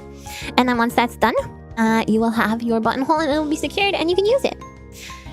This is more in depth than the last sewing stream. The last sewing stream was just rambling. I was kind of just talking about whatever, you know. This one's a lot more structured. Just make sure that you have these 2 stitches at the top and the bottom of the buttonhole really reinforced. And you can go around it a couple times. It doesn't have to look that pretty because it's going to be mostly covered by the button anyway. So you want to make extra sure that none of this fabric frays, because it is going to be, again, in a high tension area because it's holding your button pants closed, you know. That one was so nice to listen to. I hope this one's nice to listen to too. I hope it's not too educational, you know. That one I was really tired, so it was definitely more comfy, sleepy vibes, but I'm glad you guys liked it. And then that is the end. Basically all the basic things I wanted to teach you guys. Do you guys have any questions about anything? Anything you would like to learn to do that I didn't cover, or anything you would like me to go into more detail about? Or yes, question. You love hearing me explain? I think I'm like okay at explaining stuff. With sewing it can be hard because, you know, you really need to like look at things and have diagrams. I just like when my Spire Mama sounds all confident and smart. What's the difference between knitting and crochet? Replacing zippers. Okay, wait, let me Ami Floof is so cute. I can answer that one now because I'm cute. Okay, hold on. Let me write these down. Knitting and crochet, pockets. Favorite type of sewing. Replacing zippers. What else was there?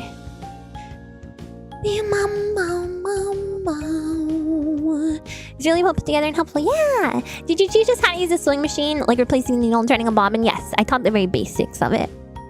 Who are we gonna send to stage to get stitched? Scuff has been. No one's getting stitched, you guys. I don't stitch people unless you're, you know, unless you're broken, I guess. Then I'll stitch ya. Once there's a fray hole in the crotch of pants, it's over. You can seam it back, but it will open again. Yeah, that's what I was getting at earlier. With it's not really worth it. How do you sew up holes? Okay, that was covered. That was covered. Buckles are people. Trapping people in webs is kind of like stitching. That's more like weaving, maybe.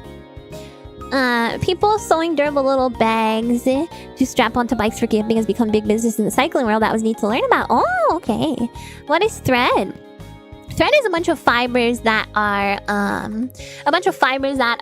you use something called a spindle to attach a bunch of fibers together to spin them together and use that to sew clothing.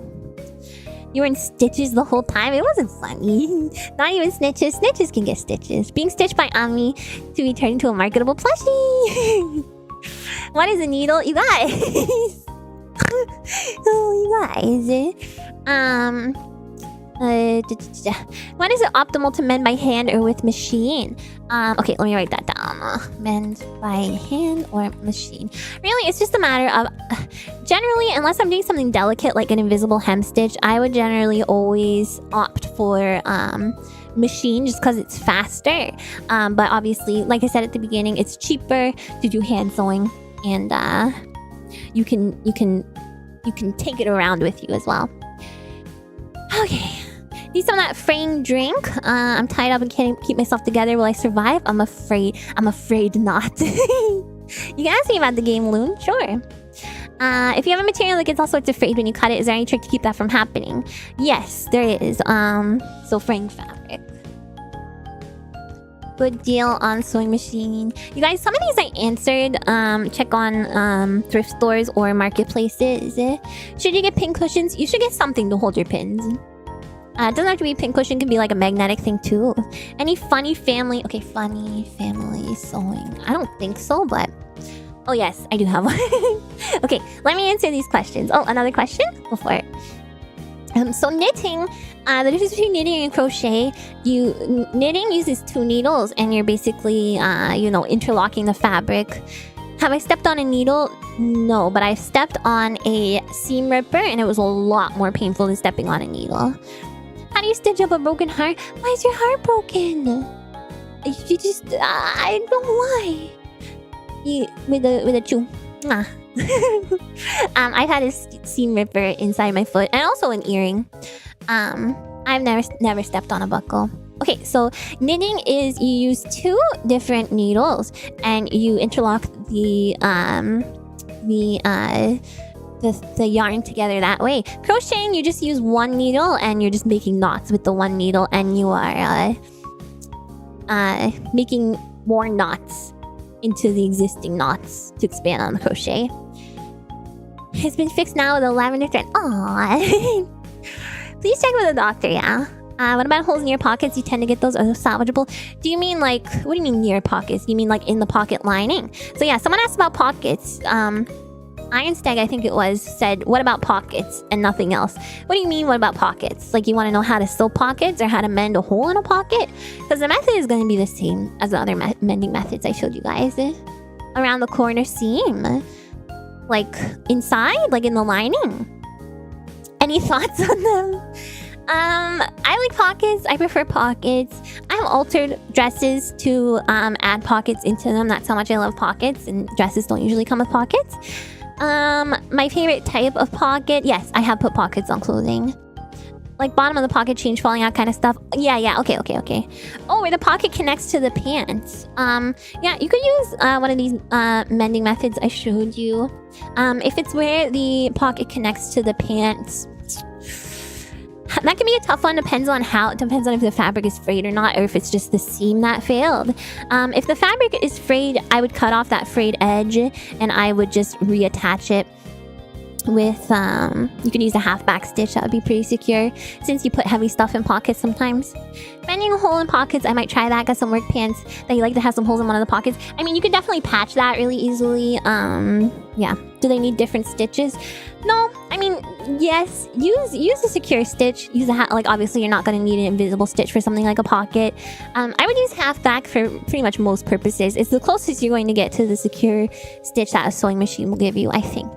Yeah, I put real pockets in a dress. I have, yeah. I also like there's a certain type of pocket called what is it called? Welted. It's called a welted pocket. Those are pockets that are, you see them on jackets and blazers a lot. They kind of are flat into the I'll just show you a picture. They're basically like flat in the clothing. So they're not like visible on the outside of the clothing. Usually pockets overlap the waistline, so it's trickier to have 2 stitches on top of each other. I'm not sure what you mean. 2 stitches on top of each other. Oh, why are pockets so rare in women's clothing? Because it's expensive and time-consuming to put in pockets. Usually pockets overlap the waistline, so it's trickier to have 2 stitches on top of each other. I don't know if I know what you mean. Like the lip of a pocket usually goes up to the waist. Right. Yours is weird, like the pocket is fine, but the pocket has torn a hole in the pants. Oh. Oh, the hole is in the... Oh, the hole is where the pocket attaches with thread to the pants, and the hole is in the pants itself. I see what you mean. Yeah, you're going to have to patch that or darn it, and then re-secure the pocket. No pockets? Well, we have this purse. Yeah, it's to sell purses. Unironically. Side pockets at least, not back pockets. I mean, it's definitely not a problem to have multiple types of stitches overlapping. The only time you're going to be running into a problem with that is if it overlaps so many times that it makes the fabric become completely stiff. Because that can happen. If you go over something too many times with a stitch, it's going to stiffen the fabric right up. Pocket entrance style. Some are horizontal, others are angled. Also, they have a name. Yes, I was just going to show you guys. This is a welted pocket. My favorite kind of pocket. They can have this little piping around the edges, or they cannot, but basically the pocket entrance is like flush with the clothing, and they look very, very elegant. And then the pocket itself is in like the lining of the jacket or whatever. Women are carrying too many concealed guns was a factor as well, no joke. What? Really? Yeah, very classy looking. So that's called a welted pocket. They're difficult to do, more difficult than regular pockets because they require to do something that's called a facing. Those are good pockets, yeah. Kind of pocket, yeah, you can put a love letter. If you have a bunch of stuff in your pocket, it lessens the impact of the waistline, which is usually what women's clothes are attempting to emphasize. It's true. But like, come on. Give me a pocket to use if I want. Especially if something has a flared skirt, you're never going to see something in the pocket, but... Strength of fabric should be related with the width of the stitches in my experience. I don't think... No, that's not true. That's not true. You can use a basically you always want to use a shorter stitch when you're mending stuff. If you use a stitch that's too long, it's not going to be very secure. You can conceal your military grade handguns. I ain't got none of those. What were the other questions? Pockets. Yeah, does that make the pocket thing clear? I'm sorry, I don't exactly know what you're describing, but my favorite type of sewing. I enjoy embroidery. I don't do it a lot, but I really like it. It's basically just making pictures with different stitches. Replacing zippers, is it worth it? You mean if a zipper is broken in clothing? I guess whether it's worth it depends on the type of zipper. There are 2 types of zippers. There's a regular zipper and there's an invisible zipper. Invisible zipper is my preferred type of zipper because when it zips up, it looks like just a normal seam, but it's a lot more difficult to install than a regular zipper. Amiya lost all those military grade gear in a tragic boating. I know they're not nipping on a boat. How about them girl hogs? Excuse me. I didn't really have a specific question. I was just thinking about them as another piece of the puzzle. Yeah, they exist. Usually, when I put pockets in my own clothing, all you have to do is open up the seam on the side of the skirt or whatever, and then you just put a pocket. It doesn't even have to look pretty, you know. You can just like sew 2 pieces of fabric together and then attach it to the seam. Sows? I like I like pigs. Wait, I don't understand. Replacing zippers, yes. So, again, it depends on the kind of damage that is the zipper. If the zipper itself is broken, go ahead and seam rip it out and replace it if the piece of clothing is worth it to you to do that. Yeah, skirts hide the pockets. The pockets in skirts are like inside the seam. And now Ami has room for all the Werther's originals. Yeah, and the strawberry candies. We're just normal men. I like pigs. I love pigs. If the failure of the zipper is not the zipper itself, but the lining that the zipper is attached to, like the lining ripped or something, that's pretty much a replace the entire lining or replace the replace the item of clothing situation, sadly. I did go to a pink cafe, yeah. A pocket for every kind of candy, the most powerful old lady. And this candy gets a pocket, and this candy gets a pocket. It's a pun with Sal and So. Okay. So, Sal is different than So, like the So, girl hogs equals Sal's, So's. They're pronounced differently though, you guys realize this, right? Thinking my zippers and their lining as a set and it looks easy to replace. No, because the lining has to be, I've never seen anything like that, because the lining has to be, has to be identical basically to the piece of clothing that it's inside of. I don't know what you mean by that. Those pigs got to stack up on the Amiya. Yeah, I mean, Buckles can do that too. Say it ain't Sal. Thread. Someone just said thread. I don't know if they said, I don't know if you had a question about thread or... Oh, how it was made. Okay, I answered that. Mend by hand or machine. I answered that. Fraying fabric. I did go over that. You never uploaded the scrapbook? Shh, it's part of the digital merch. Shh, shh, shh. It's coming on my birthday. Formation B on the tongue. You just saw in the fabric store zippers seem to be some piece of fabric. Zippers seam into some piece of fabric already as a set? I've never seen anything like that. Zipper. Oh, that could be for that could be to add a zipper to an item of clothing that doesn't have a zipper. And so instead of okay, I think I know what you mean. I've seen that for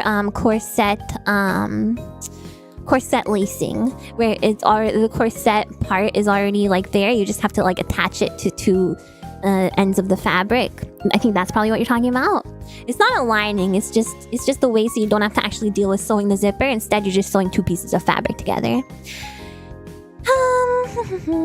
Any tips on hemming jeans? I got short legs. Yes, hemming jeans I mentioned earlier. You can use an invisible stitch for that. That would be good. Just make sure you're ironing your hem so that it's not like, if you don't iron your hems and your seams, it's going to look like rounded where it's folded instead of nice and crisp. For denim specifically, what's used commercially is a double stitch. So you can get double needles for certain machines, and you can do a double stitch with the denim. You can even get the specific yellow thread that is used on denim.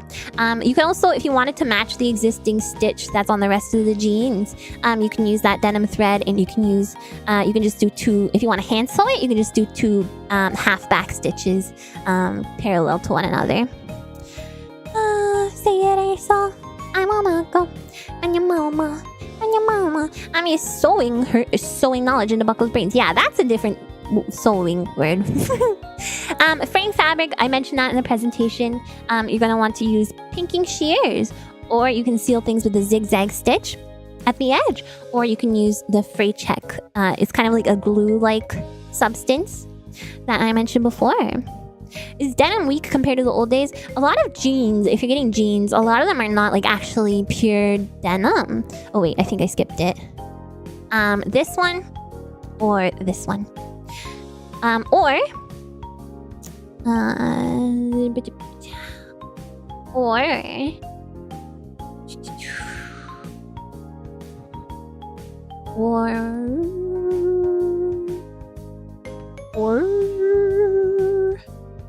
Or this one. Denim is just like woven fabric, but I think some jeans put like also elasticized stuff into it, which can make it weaker, you know, make it more prone to wear. So a lot of denim nowadays is like a mix. Useful for us Buckles rocking the denim Canadian tuxedo. Yeah, you guys look great.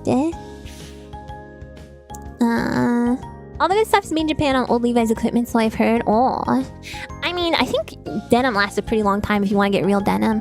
Yeah, elastic jeans, a lot of jeans have elastic fabric in them, especially ladies' jeans, because, you know. Because we got a little extra, you know, stuff to contend with. A good deal on a sewing machine. Oh yeah, I think I answered that one. Check like Craigslist and Facebook Marketplace and your local thrift store, or even ask around if you got any old people in your life. They might have one that they're not using. Funny sewing stories. I remember when I was younger and my grandmother was sewing something for, I think it was my sister, for a Halloween costume. I was at my grandmother's house and my grandmother had this like nice lace, eyelet lace tablecloth. And I just like, I don't know why, but I like, I like picked up her sewing scissors and I like cut through a little bit of the tablecloth. Just for fun. I was like, oh, I can do this. And then, it's not really funny, I guess. But then, like jeggings, not quite like jeggings. But then my grandmother obviously heard it because it went like shoo. And then I like tried to like cover it with my hands. And my grandmother was like, did you just cut the tablecloth? And I was like, no, I don't think so. That's all. I didn't get in trouble. She was just like, what the heck? Tiny Ami be like, I will be an angry god. I just was so fascinated with I just wanted to be like my grandmother. She was cutting fabric, so I was like, I'm gonna cut fabric. It's sewing like knitting crochet where you get into the hobby and everyone else dumps their old stock onto you to buy more. No. I mean, with fabric, sometimes that can be the case, but I think people who sew are have a lot higher tendency to hoard fabric. Thinking about the shirt that you started tearing. Stop it. Listen, I have a lot of very old clothing and it gets holy. And listen, sometimes I just cannot help myself but just ripping them all apart, okay? The little lady must be possessed again. That kid shirt, yeah. Anyway, any other questions? I gotta skedaddle soon. So, if there's anything you guys want to know, speak now or forever hold your peach. Some things never change. I just wanted to sew like my grandmother, and now I can. And now I can even do stuff like draft my own patterns and stuff, so I'm like above, I think I'm above my grandmother's skill level now. Yes, you can have a hug. Again. I think I have that doodle of your shirt with the armpit hole still. Thank you so much. I want you to only be cute and have so many skills, and I love you, and I love you guys. I'm sorry, it's just one candy, guys. It's just one, and it's from today. I promise. It's not crazy. It's just one. If we repair something in 10 pics, wouldn't be best on a Twitter tag or something? Oh, should I make a? Today is Tuesday. Should I make a tag for sewing stuff? Could you sew something out of all those cans? Theoretically, yeah. Good. Just one from the tower. No. When you learn using the sewing machine, you accidentally sewed the fabric to your sleeve. Yeah, let's make a tag. What's a good clever pun? Someone asked for a sewing pun, a mom sewing pun. How about can I mustache you I don't know. That's not sewing, that's mustaches. Oh god, I'm so bad at this. Depends on how many of us will contribute. I was thinking general tag or something. No, don't worry. No, I want a tag now. Maybe something broader like Ami Craft, since Buckles make themed electronics too. Oh yeah, I could do that. Like Ami, like dream crafting, dream spider crafting, Ami Crafts. Ami Crafts is fine. Yeah, let's workshop it. The room is really betraying you today. The can at the end, the chair and mic at the start. Well, this is just... The chair and mic are just, you know... They are what they are. Guys, thank you for the super chat. If you haven't yet, you should watch Frey Ren. There's a sewing cloth cutting inspired character in it. I don't want to watch that because it has a girl in it that's really old and all the buckles love it. I'm jealous of her. Can I mustache you a question? Ami bench. Ami's so cute. Well, if it's for crafting and not just sewing, then yeah, I'm not gonna watch it. I'm jealous. I'm the only century's old girl that you need to like. There's a main character gets really upset whenever he never gets to meet older women. Oh, interesting. He's just like, you guys for real. You can kiss your Twitter recommender feed goodbye. It's all gotta be arguing minors. Yeah, general crafting. The priest is buckle coated. Maybe I'll check it out. I want to watch Stargate first, and I'm gonna watch. I have to like restart. What's it called? Alpha. There's some shows, some space sci-fi show that I really liked it. Didn't you retweet the younger girl in it and say it was you? Kinda. I I mean, if I did not know who it was. I probably thought it was just like a relatable meme, you know. Thought you were a bazillion years old? Yeah. It's a lot more than a few centuries. Well, it can be made up of centuries. Yes, already is not enough really to be eons old. She must have the vibe of an older gal. Do I? General Crafts hashtag will have more usage. Yeah. House is forgotten. Okay, I got tired of House. Okay, I'll admit it. I'm on like season 3. It's the same thing. It's the same thing every episode, okay? It's the same thing. Oh, is it this? Oh, is it this? My face when I'm halfway through the episode and they're already on what appears to be the final diagnosis, and then I look at the seeker bar and it's only halfway through. I'm sorry. I need a break from House. Any ideas for the next sitcom fixation? Malcolm in the Middle or Frasier? We found the House algo. It's ingrained in my brain now. I don't like it anymore. They do change it up later. Okay, well, I will pick it up again, but at some point they add love drama. No, I'm there. House's ex-wife, the doctor lady, what happened to his leg, muscle atrophy. I know all. I know all. Scrubs is medical but not seamy. I don't know if I want more medical now. I think Malcolm in the Middle would be great. I want you to know I was scrolling Twitter and saw someone posting about Sky Roads on a random tweet. I did that. That's my fault. Malcolm is so good. I need to rewatch that someday. Yeah, it's something I didn't watch a lot of. Hope you'll have a nice birthday dinner. Missed most of the stream, but a great topic. I really should get my sewing machine out of storage. Yeah, do it. Yeah, thank you. I gotta go like now, like in a few minutes. How about the bromance? Oh, between House and the cancer doctor. It's cute. I liked it when they lived together and House like kept eating his cooking. The diving into the different situations of each page. I like it too, but it was just getting too much, you know. So hard to see Hal and not think of Breaking Bad. Oh, right, it's the same guy, isn't it? Malcolm in the Middle hasn't aged a single day. Best sitcom of all time. Yeah, something I always wished I watched more of, but never did. House and his doctor assistant shed apartment. You'll never see Cal Penn's character commit suicide because he signed up to work for Obama. What are you talking about? What? Wilson, that's his name, not the cancer doctor. I'm sorry. It even took me a while to learn what, you know. Hal is literally a buckle. What are you guys talking about? That was an IRL thing. I don't understand. Anyway, I gotta go, you guys, and get ready to go out. Thank you for listening to me talk a bunch about sewing, and hopefully you learned something. And if you guys have any questions, always feel free to send me a marshmallow or at me on Twitter or whatever. Yeah. We said Freyren's guy's a buckle, but Hal is literally a buckle, like from Breaking Bad. Well, now I gotta watch Breaking Bad, huh? Have fun. I love the stream. Yay, thank you guys. The guy from Harold and Kumar joined House and quit to work for... Oh, okay. It's the guy from Harold and Kumar. I see. That makes everything clear. Enjoy your meal. Thank you. Hope you have a super tasty steak with your family. Thank you guys. Oh, Hal's the dad. What's the name of the guy in Breaking Bad? It's the same actor. Isn't that, what's his name in Breaking Bad? It's Brian. No, that's the actor, Bryan Cranston. What's his name? Brian Bad. Walter White. That's it. Anyway. Thanks guys for coming, taking out my regulars and irregulars, and everyone who stopped by for the first time. Thanks so much for giving me a chance.